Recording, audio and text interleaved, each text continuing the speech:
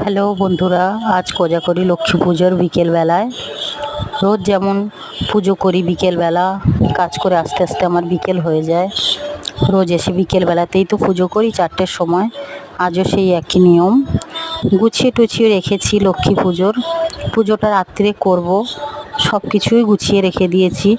কিন্তু দুপুরবেলা তো পুজো দিই, দুপুরবেলা পুজোটা দিয়ে দিই। গোপাল সোনারা আছে।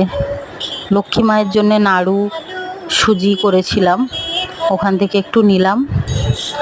আর রোজকার মতনই আমি যেমন গাছ থেকে তুলসী পাতা নিয়ে আসি, পুজোর ফুলের সঙ্গে তো আছেই, কিন্তু ভাবলাম গাছ থেকেই নিয়ে আসি। রোজ তুলসী গাছে জলও ঢালি, জল ঢেলে আমি 2টো পাতা নিলাম, নিয়ে চলে আসলাম।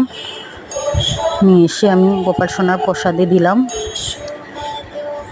আর এই যে মা লক্ষ্মীর জন্য শাঁখা বানিয়েছিলাম, শাঁখাগুলো এখনও রং করা হয়নি, একটু রং করে পরাবো। রাত্রিরে তো লক্ষ্মী পুজো সবার বাড়িতেই হবে, সবাই